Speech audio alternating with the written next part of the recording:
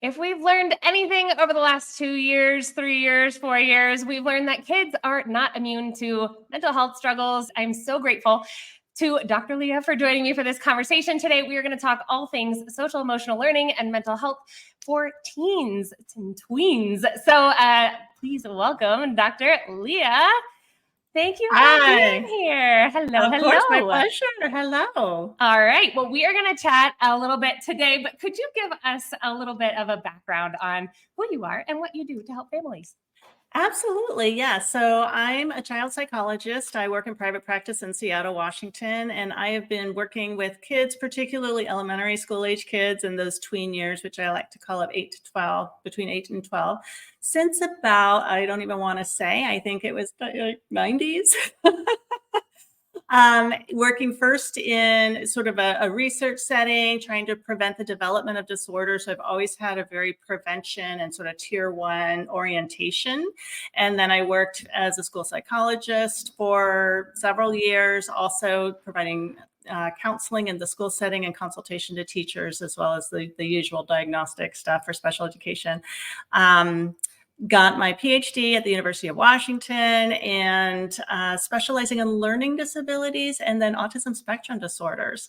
And so what I do now in my private practice, I do work with a lot of neurodiverse children or twice exceptional children, but I also just work with kids who have anxiety or social skills problems. There's, no diagnosis needed, really. We're all struggling here, especially since the pandemic. There's been an influx of families needing help. And here I am just trying to serve the demand. So my private practice is full. Those after school hours for therapy clients, there aren't that many of them. So I'm trying to find creative ways to get the message out and to get the help out to kids and their parents. Oh my gosh. Well, I love it. That is such a broad amount of research. I love it. Well, let's just get right into it, because I think hot button, keywords of like social emotional learning, SEL. If you guys have been looking on Teachers Pay Teachers, a lot of products are labeled SEL. I know for a lot of homeschool families, they want to make sure this is included in there. What is like the connection between SEL and mental health? Yeah, so at least the way I think about it, social emotional learning is kind of a curriculum that teachers implement in classrooms in order to give skills some of these core competencies in being able to identify their emotions, knowing how to, manage their emotions, social skills, making good choices, being assertive. So there's a lot of overlap, really. What mental health is, it's sort of the result of this, kind of dynamic balance between how we think, how we feel, and how we interface with the world. And social emotional learning is a big part of that. I like to think of social emotional learning as being kind of like that explicit instruction, like we're going to talk about this skill, we're going to talk about that skill. But with mental health, we're also, helping individuals interface with the world. And there's a lot of implicit learning that happens. So for example, if a child is really afraid of dogs, right, has a phobia of dogs, and we can talk to them about how dogs are safe and how to approach a dog safely. But the implicit learning really comes from learning how and actually going through those motions. And once you interact with the dog and nothing bad happens, it changes your belief system. And so in my work with families, I do a lot of combined kind of like SEL. I love the Teachers Pay Teachers kind of activities, but then I also combine that into real world interactions. How do parents communicate with their child in order to provide that safe environment for them to open up? And how can children assertively respond to some of the playground politics that happen? So it's a lot of experimentation and real life learning. And I love it. Oh my gosh, I love it. No, I love seeing, and even resources like we were talking about before, Nearpod. We were just discussing, Yes. the potential of Nearpod. In Nearpod, there are lessons for SEL topics. And so, but a lot of them are geared toward younger kids. And so when we think about these tween years, and I think our family is like your target market, really, because we have a 10, 8, 6, and 4-year-old. So we're working on those with the younger kids, and then the older kids are like, rubber hits the road. How are we going to deal with these things that are happening in our lives? And so, which brings me to the idea of like, for the tween years, who's kind of most at risk? What should we be on the lookout for? Yeah, so it's kids really who are kind of socially isolated. There's such a need and an increase in a child's desire to fit in and relate to their peers and that sense of belonging, and then that sense of identity that comes from the way they're treated and the kinds of friendships and connections that they have that are occurring. And so kids who are socially isolated are definitely at risk. Now that could be because they're impulsive, or they don't have the social awareness, or they have emotion regulation difficulties that can, blow up, and then they get negative feedback from peers because of that too. So I would say kids who have social skills issues, who might be impulsive, kids who lack that awareness, and then kids who have emotion regulation difficulties are the ones that are most at risk. Okay. Now, I want to add too that when we think about mental health, 50% of it is kind of genetics. And so, when we're trying to understand why a child is the way they are, and children are trying to understand the way that they are too in the world and why they respond the way they do, sometimes information is helpful. So if there is a predisposition toward anxiety because of family history, like that's important information and very empowering for a child to have. And then the other 50% comes from what we're talking about, that SEL and the real life learning. Oh my gosh. I didn't know it was 50%. That's big. Wow. Yeah. Okay. Well, good to know. So you would even say, like, talk to the child about the fact that, hey, this is kind of part of our family history. Maybe even ask them to like identify some of those behaviors, maybe that they see in themselves. Maybe that would be the healthier way to start. Say, hey, where have you seen this in yourself? What would you say? Yeah, I think a lot of the task is helping with self-awareness, right? So the strengths, understanding of their own strengths and challenges, and also self-acceptance. And a big part of that self-acceptance comes from understanding that they're not alone, that there's nothing wrong per se. It's just, it's neurodiversity, and even, inherited, tendencies towards anxiety can be considered like a little bit of diversity in the way the brain is wired. And so parents sharing, hey, I feel this too. Your aunt has this. I have this too, and not necessarily needing to label it per se, like it is this big bad thing. It's just like, we all get anxious from time to time. Sometimes we feel it more than others, and some people are wired to have it, to react in a more anxious way than others. Yeah, that's so helpful. Okay. Very cool. I love it. Okay. So with this, what are some of the things that we should be kind of looking for in terms of mental health? I know you've got kind of an acronym to work on. Can you walk us through that? Yes. So my acronym right now is evolving, but right now it's MESH. And when we think about MESH, especially when we think about fabric, right, it's very durable, very strong, and it's interwoven threads for fabric. And so for me, the 4 pillars of mental health, the acronym is MESH, right? So because those 4 pillars are interconnected and overlap each other. So M stands for metacognition and positive mental habits. And for tweens, 8 to 12-year-olds, they're more and more able to think about their own thinking, which is the definition of metacognition. How do we get a little bit distance? Like, okay, I'm having this thought. Do I need to believe that thought? Thoughts are not facts. It's just a thought. But thoughts do affect the way we feel. So they're important. And yet they're not, universal truths or whatever. And also knowing about, for example, the negativity bias, just the way our human brains are wired to be more negative than positive. It's a survival instinct. It's helped our ancestors to survive by pointing out what's wrong versus what's right. And avoiding thinking traps, like cognitive distortions that we tend to view the world with, like mind reading, assuming we know what other people are thinking without checking it out first, and that it's something negative. And that's a really big one for kids during the tween years too, because they're so concerned about, how do I fit in? What do my friends think of me? And that sort of thing. So that's the M. The E in MESH is emotion regulation. And that's where a lot of, we think about emotional intelligence.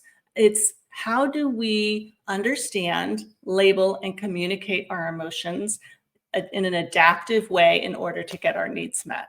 So that's a really big one, especially for the tween years, because they're having stronger emotions. They're still developing kind of the perspective on why things happen, and they need to kind of combine some of their emotional reactivity with their they're developing cognitive strategies in order to help them with emotion regulation. So that's some of that overlapping. And then the S in MESH is for social skills, obviously, and strong relationships. So if we can teach kids, for example, not just the basic social skills of how do you raise your hand and ask a question, or how do you join a group or keep a conversation going, although those are all really important, it's also about how do you respond when somebody says something kind of mean, or when a friend is trying to control you and say, you can't play with so-and-so or else I'm not going to be your friend. And so a lot of what I teach kids at this age is a sort of communication. How do you speak up for yourself and respect yourself, and also respect the other person by not falling into those pitfalls of like being too passive and accommodating or being too aggressive and controlling. That's huge. So yeah. Yes. And so also in the S in MESH for social skills and strong relationships, it's that strong relationship with their parents. Such a huge protective factor for mental health. All of these really are. But that is a big part of my work, is how do I help parents communicate with their kids in order to keep that bond going as their kids start to go out more and more into the world and be influenced by external factors outside the family.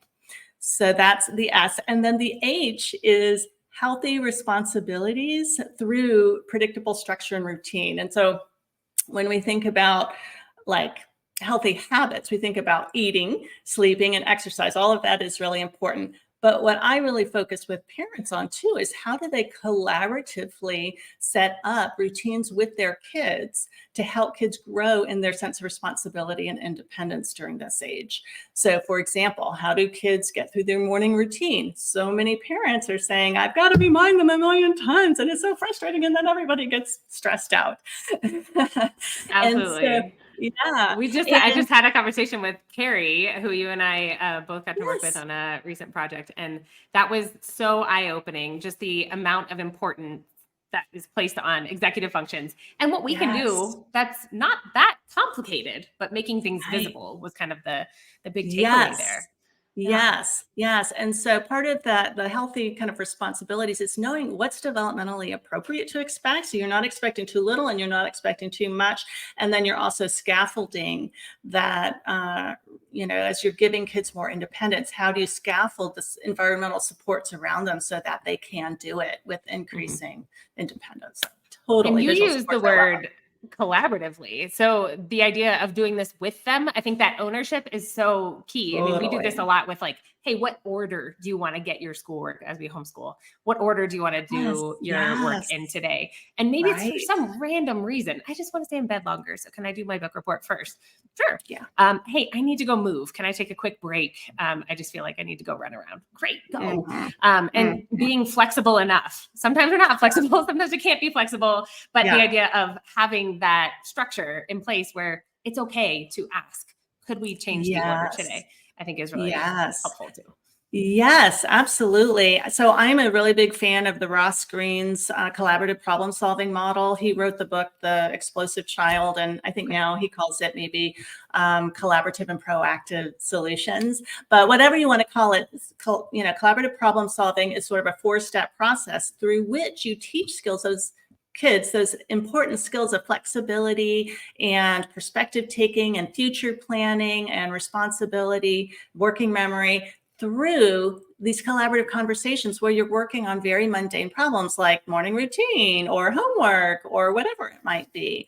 And so developing the language and communication skills collaboratively, where, as you're saying, kids have a certain amount of control and choice within a broader framework of what does the parent need. So it's a win-win approach. Like, how can we get your needs met and get our needs met at the same time? Yeah, that's huge. Gosh. Okay. So MESH, we'll send people to a place where they can look at this as well. But that was really helpful. Thank you for walking us through that. I love that. Yeah. Now, thinking about, rubber hits the road for teachers, parents, what does this look like in order to help kids really start to identify those emotions and then walk out a healthy application of SEL? Yes, yeah. So we really want to make sure that SEL extends beyond the lesson. And so if we teach a support, or a skill, or we use a visual, how do we refer back to it throughout the day, and how do we incorporate it into all of our conversations and problem solving that naturally occurs? And then also, how do we extend it into the home environment as well? So, for example, in my area, the ruler approach to SEL is a really popular one. And I think it's wonderful.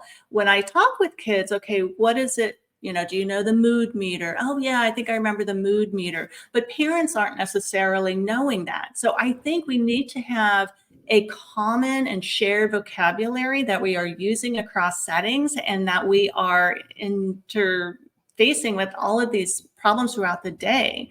Yeah. And so that's where, and even with just emotions. So might ask a parent, so does your child identify when they're feeling, their emotions? Well, yeah, I think they do. But in reality, they're just saying, I'm mad, or I'm upset.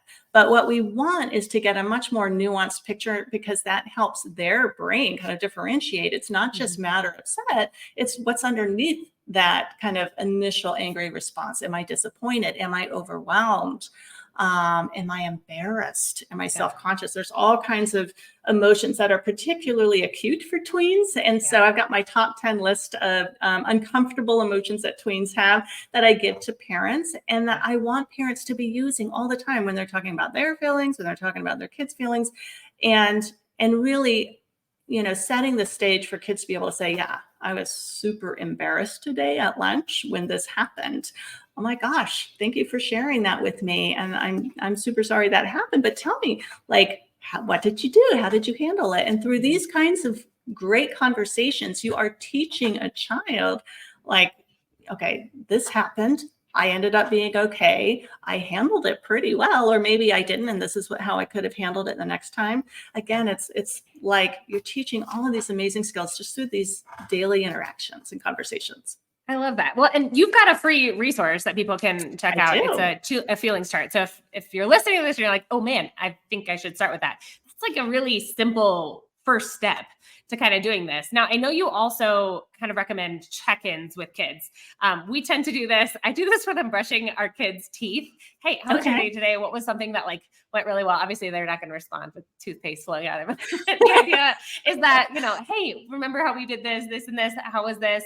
That sort of thing. That's like a really informal way we can do this. Also at lunch, we do a little bit of a check-in. What other tips would you give for these check-ins throughout the day?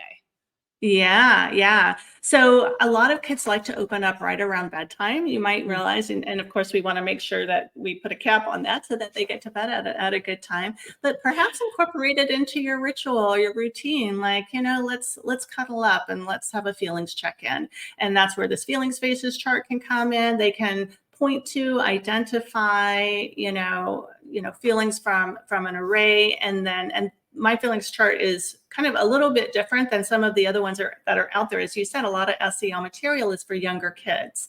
And then we tend to think, well, do tweens really need visuals? Yes, they do. And so this is a tween friendly one with lots of emojis and tween appropriate emotions. And you just kind of go through and do a little check-in, and then think about, as a parent or as a teacher, making sure you're meeting the child's need. Do they want to be heard? Do they want to be helped? Do they want to be hugged? So asking some of those good questions in order to provide that support. That's huge.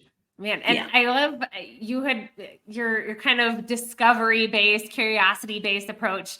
That is huge. And just asking, I know from experience, this can maybe be like, stop asking me questions. I've heard that response, but there's also, if you legitimately want to learn, why are they doing this? What is happening? What's below the surface right now? Observing, I think, is probably the first step, and then asking some questions. So coach me, please. What are some other ways that I can do this tactfully, I guess, and maybe effectively? Yeah. So I think recognizing that there is a potential pitfall there to be a little bit of like an interrogator, like, okay, I've got all these questions. And so making sure that you're peppering in some of your reflective listening techniques, like, okay, so it sounds like this happened. It's really interesting. Or oh, that's cool. I'm curious what happened. They're not necessarily questions per se. They're just kind of keeping that conversation going, allowing a little bit of processing time and validating those emotions. Mhm. And then you can follow it up with a question. Now, if they say, stop asking me questions, I think you can validate that, right? That's a child telling you something. They're feeling like they're really on the spot. And so I think you can say, oh gosh, I probably am asking a lot of questions right now. I imagine that feels really, like you probably feel on the spot. You're not even sure how to Huge. respond Yeah. because the thing is maybe the child doesn't know how to respond. They're overwhelmed. Their feelings, Mhm. when you talk about it, their feelings get more heightened. And so they want to shut down or not talk about it. And so I think trying to express how they're reacting or how they're feeling to your questions itself is great emotion coaching. And just say, we can back off of this too much. I care about you and I'm just a curious person. I actually refer to myself a lot as just like a feelings coach. I'm like, I love talking about feelings. So many kids hate talking about feelings. So you got to really balance that out by saying feelings are awesome. Even the really hard ones, they're all information. Yeah. It's all information. I love that. And so, yeah, I model a lot of curiosity there. Okay. And then I'll say, if it's an important topic that you really do need to talk to them about, you can give them that choice of we can talk about it now or we can talk about it later. Yeah. So there is that too. And then of course, modeling in the home all day long or at school, like I'm having a feeling right now. Oh my gosh, I'm in the car, I'm driving, I'm super stressed out, or I'm feeling disappointed or embarrassed or whatever it is. Yeah. So use those words throughout the day, and then you might start seeing your kids start to use them too. Yeah, I love that. Okay, so modeling, fantastic. Another thing that we've tried to do is, with 4 kids, and even just with 1 kid, it's great to have that one-on-one time. Finding that time, Yes. whether it's, hey, let's go grocery shopping together and we'll get Yeah. an ice cream on the way home or something like that. I mean, grocery shopping is Yeah. not the biggest joy in the world for kids, but the idea is getting that one-on-one time, opening the door, making opportunities for, hey, this made me feel this way or whatever. So giving space for those comments to come out. But even I know having an opportunity to have those collaborative moments, like you mentioned before, and making a plan for something or prepping themselemselves for an event. I know for us, Yeah. we're planning, the holidays and what's that going to look like with 13 people in a house. What Mhm. is Thanksgiving going to look like? Whenever we're thinking about, for a summer vacation or for camp or whatever this may be, there are big changes that happen, and kids often need a little bit of support there. What else would you add to that in terms of opening the door, giving that collaborative approach a chance? Yeah, yeah. I mean, I would just be open to whatever comes out. Your child may bring up a concern that you had no idea about.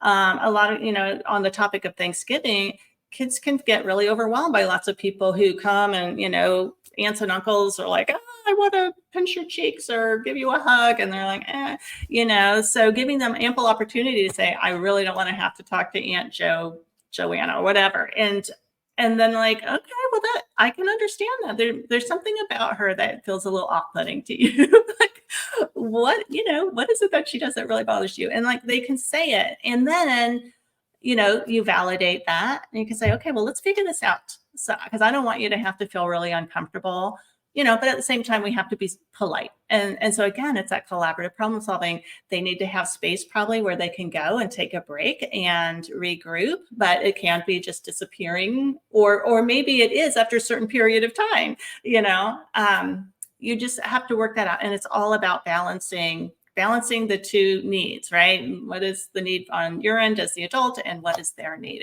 Maybe it's sensory. Maybe they need to Yeah. have headphones. Maybe they need to be assertive and say, well, I'm not comfortable talking about that, or I prefer a half hug versus a whole hug, or maybe they tell you, or a high five, yeah, or maybe they tell you. They ask you to talk to on their behalf, and maybe you do, maybe you don't. You have to figure out this is all scaffolding. How much Yeah. support do you give them in order to help them learn these communication skills and boundaries and emotional regulation skills so they can do it on their own eventually? Yeah.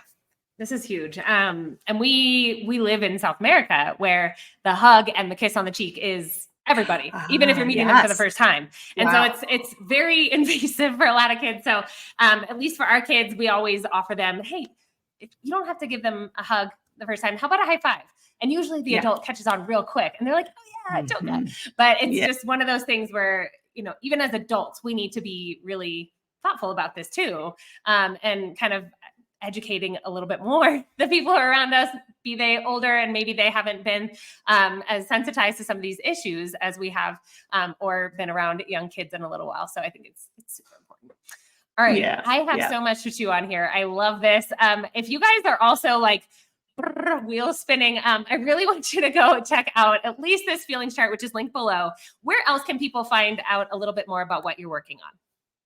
Yeah, so you can go to my website, speakingtween.com, and I've got, different kinds of free and paid resources there. I've got right now a sale going on for for one of my paid trainings for parents on helping your child really feel seen, heard, and understood. It's those important validation skills that are the precursor to moving into the collaborative problem solving and helping your tween, with all the things we talked about in MESH, the MESH framework. And so you can go there. I'm also on Instagram, and we'll see. I might get on LinkedIn soon too.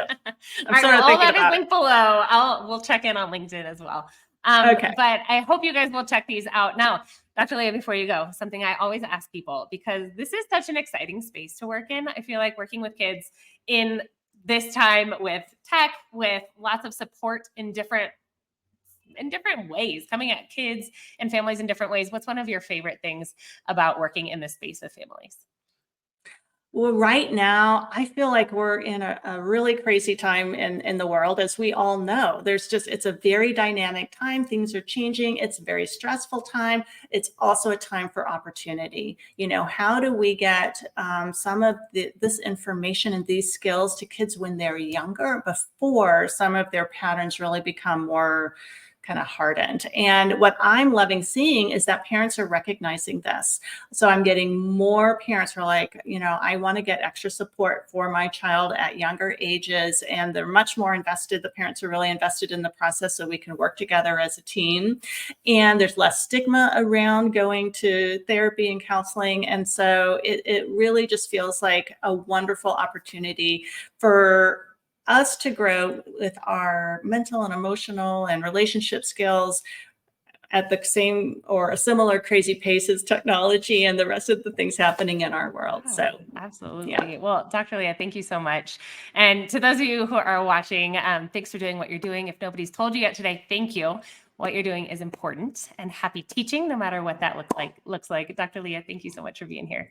Thank you so much, Melissa. My pleasure. Take care.